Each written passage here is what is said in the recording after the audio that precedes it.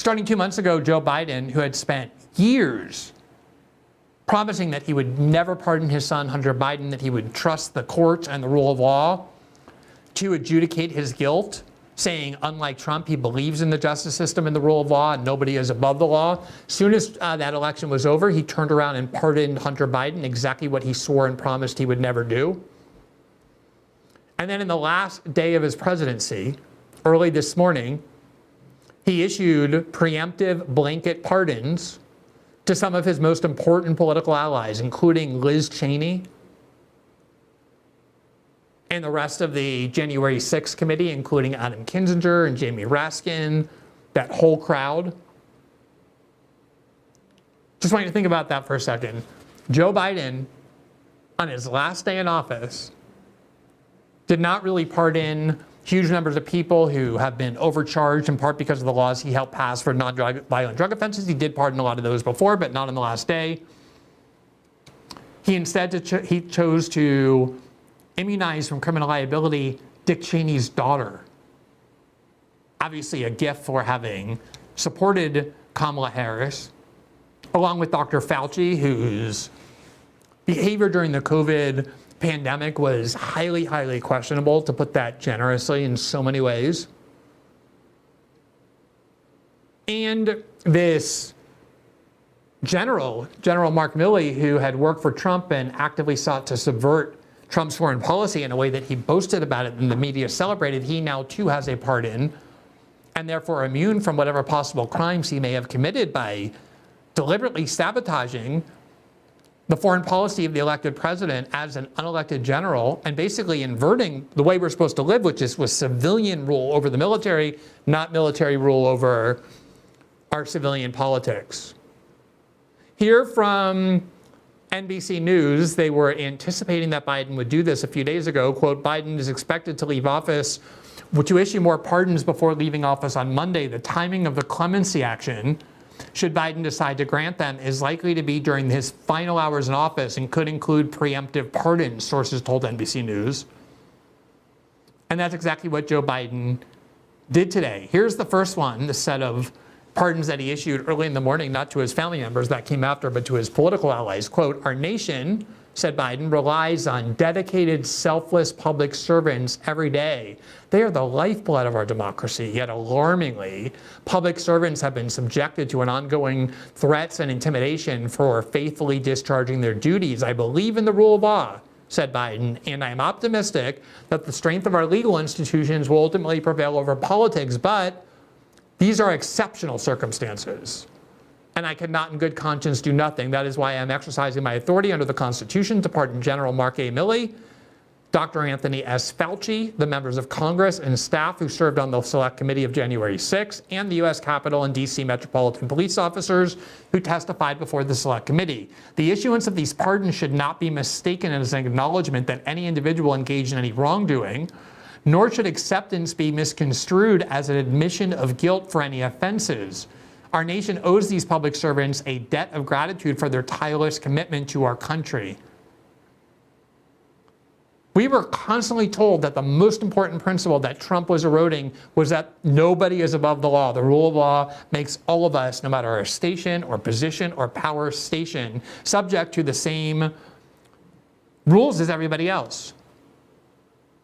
And here you have a lot of public officials about whom there's evidence certainly to investigate, let alone be highly suspicious of, in terms of whether they committed crimes, but because they're all political allies of Joe Biden's, he decided to issue not just pardons for specific crimes, but blanket preemptive pardons, things they have not been charged with, and not specific crimes, but all crimes, for these very long periods of time going over years.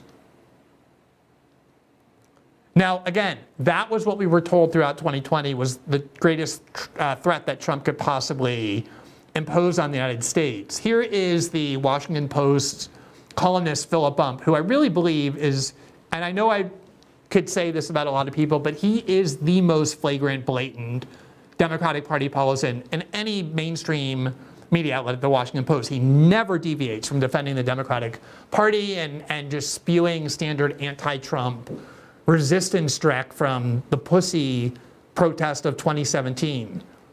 Here's what he said in December 20th in his Washington Post column, quote, Trump could grant his kids a blanket pardon for federal crimes from their birth to the moment of the pardon, and it would probably hold up if challenged. The primary obstacle to doing this?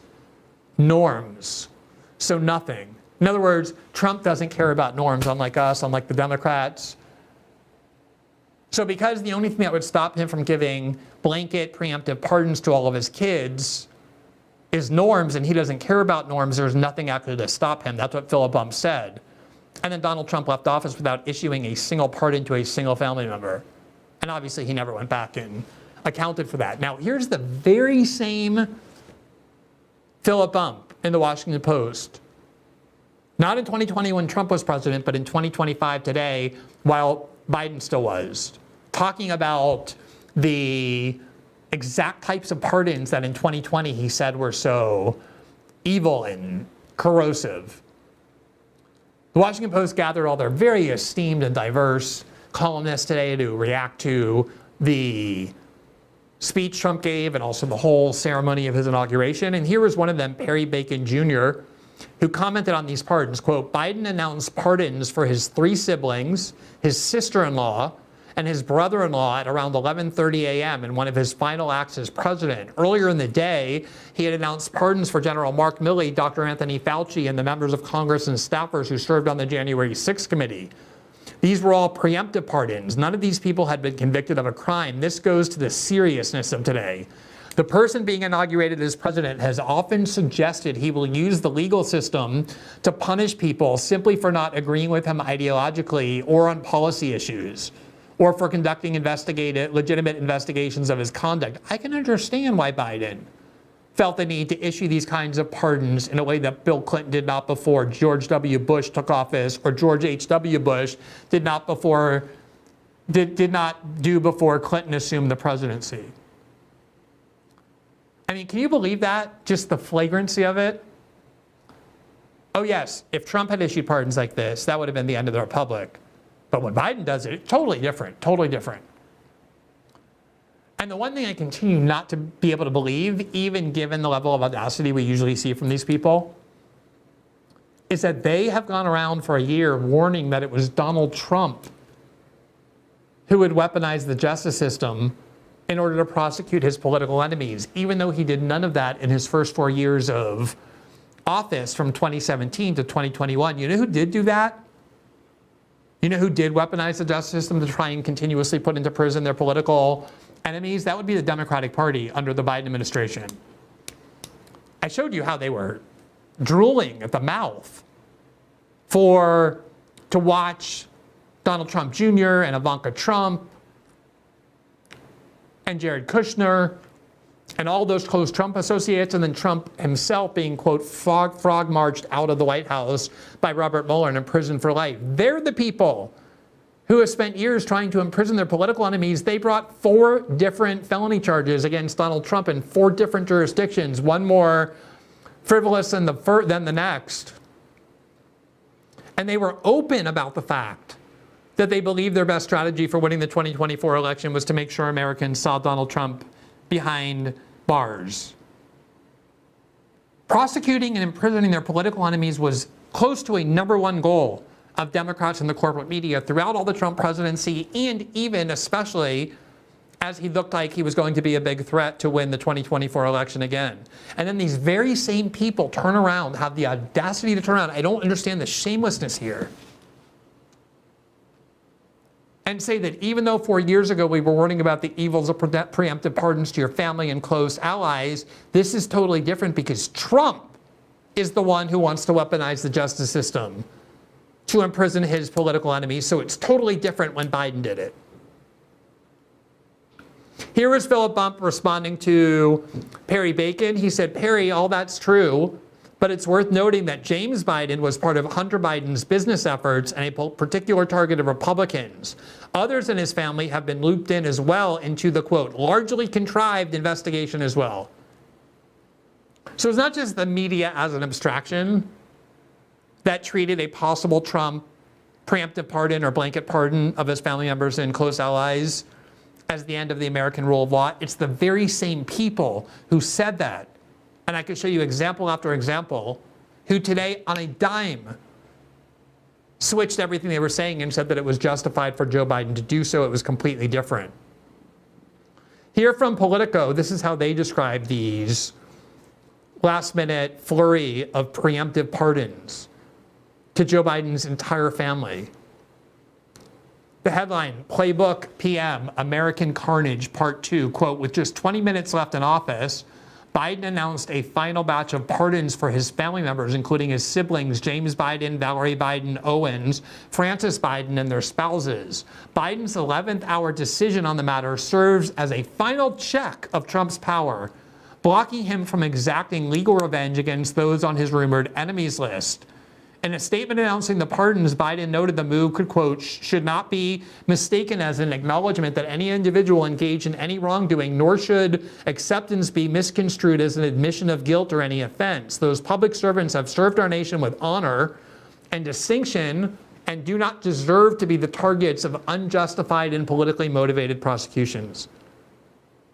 Can you just believe they went from, in 4 short years, preemptive pardons to family members is the greatest assault on the rule of law, and it makes us all look corrupt and like a decadent democracy in front of the entire world, to 4 years later saying Biden did this to safeguard against Trump's corruption and threats to imprison his political opponents. Here's the clemency given to Dr. Anthony Fauci. And what's notable about this is that not only is there no specific crime for which Fauci is being shielded, he's being shielded for all crimes. It's not just during the COVID pandemic that he was pardoned, but going all the way back to 2014, which is the same period of time that the pardon of Hunter Biden applied. And I think there's a couple of reasons for that. One is that most crimes took place before 2014 would be beyond the statute of limitations and couldn't be prosecuted anyway. But who knows what Fauci was doing going back to 2014. That's when a lot of reports suggest gain of research function actually began, when they were purposely manipulating viruses that could infect humans to become even more contagious and deadlier in the name of studying them, something that Fauci always denied. So Fauci could have committed an enormous number of crimes between 2014 and today. And same with Biden's family. And this is a pardon that shields all of that, including crimes we don't even know about, possible crimes. Here is Real Clear Investigations today that at least makes this observation. Quote, despite Biden's pardon, Fauci still faces legal perils. Here they are. Quote, these pardons will not stop DOJ investigations, said one advisor to the Trump transition team who spoke on the condition of anonymity. We expected this and look at it as the predicate to get truth from people who can no longer use the Fifth Amendment. Now we can bring every one of them in front of a grand jury. That's a really important point. If the federal government tries to prosecute somebody and they have a real risk of being convicted under the Constitution, they have a Fifth Amendment right not to incriminate themselves, so they can refuse to answer, and the courts will accept it by saying, oh, if I answer, it may help the government incriminate me. It may help incriminate me and help the government prosecute me, and I'm not required to do that. But now that Fauci is pardoned and these other people are pardoned, they don't have that excuse. They can be questioned and investigated because there's still a lot to get to the bottom of. Here is the official document for Biden's entire family, the grant of clemency there, and there you see the names on the screen of all the different Bidens who now have full pardons, even though Donald Trump Jr. and Eric Trump and Ivanka Trump and Jared Kushner, and none of them ever got that. Now, Joe Biden on January 10th, 2025 was questioned about the whole idea of whether he would give himself a pardon. And here's why he said he didn't need one.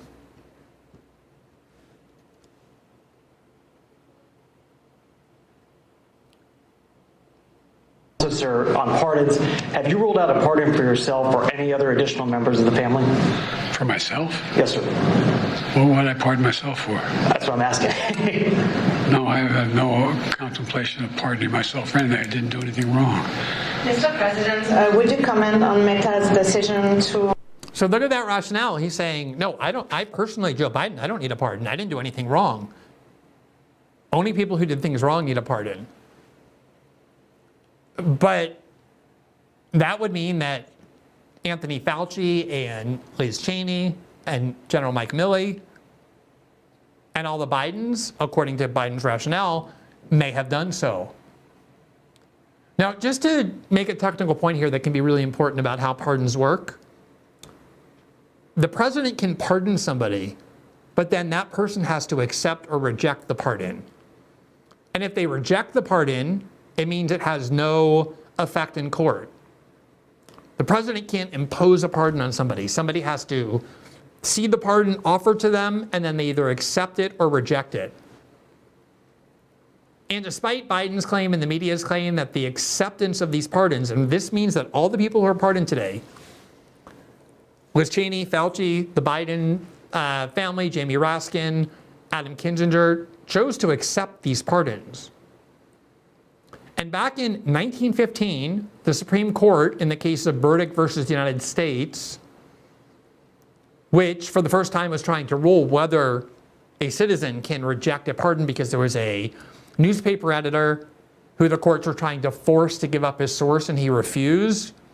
And Woodrow Wilson thought it was wrong, so Woodrow Wilson pardoned him, but this editor said, I don't want that pardon.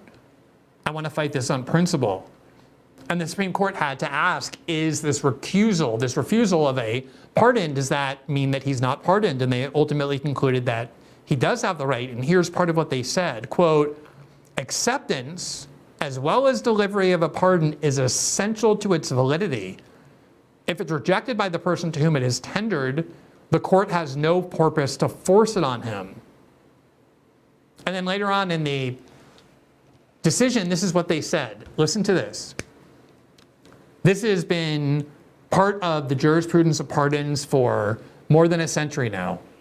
The court explained there are substantial differences between legislative immunity and a presidential pardon. The latter, meaning the presidential pardon, carries an imputation of guilt and acceptance of a confession of it. People who accept pardons under the law are accepting an imputation of guilt and the acceptance of a confession to the crime.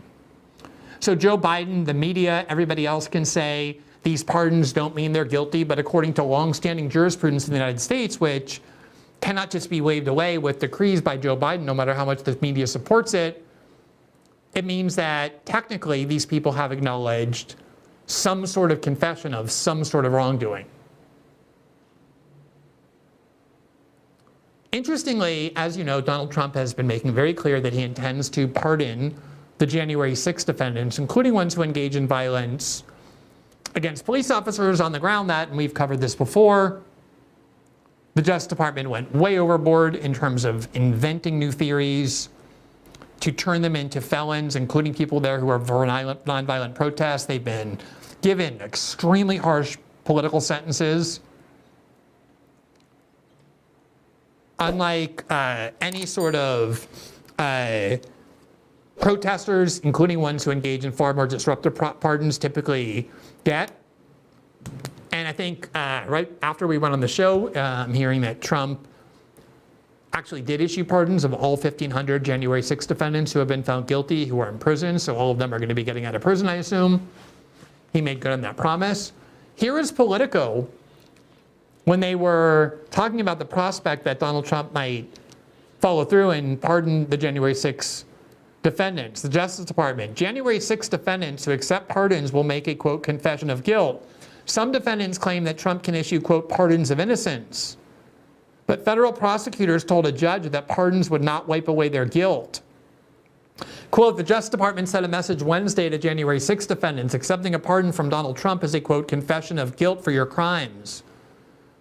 Quote, a pardon at some unspecified date in the future would not unring the bell of a conviction, federal prosecutors argued in a January 6 case before U.S. District Judge Carl Nichols. Quote, in fact, quite the opposite. The defendant would first have to accept the pardon, which necessitates a confession of guilt. Do you see how they're willing to say completely opposite things when they're talking about what Joe Biden might do versus what Donald Trump might do?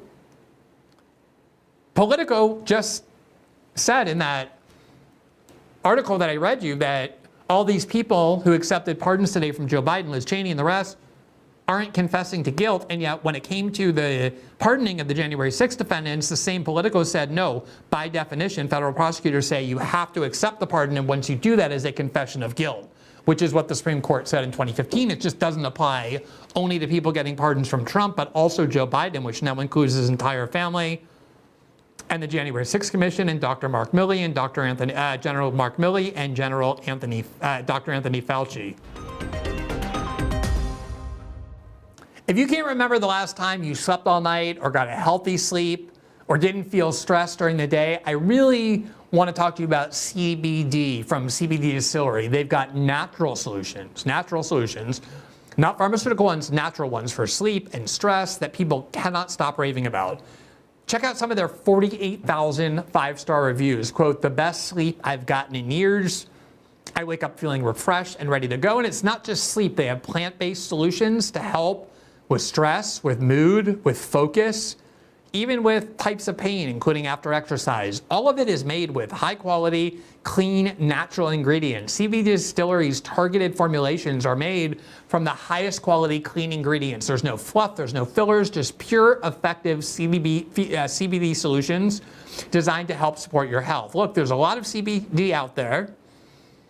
Some of it's trustworthy, some of it's not. It's hard to know. I personally trust CBD Distillery. They've been sponsoring our show from almost the very beginning. We've heard great feedback. I really trust them for their commitment to quality. That's why they have over 2 million satisfied customers and offer a 100% back money guarantee.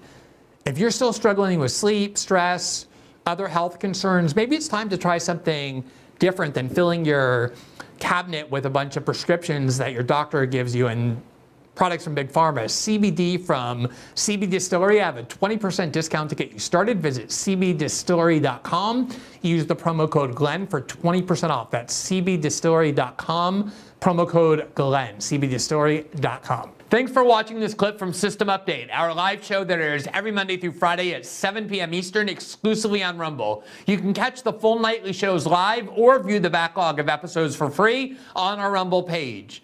You can also find full episodes the morning after they air across all major podcasting platforms, including Spotify and Apple. All the information you need is linked below. We hope to see you there.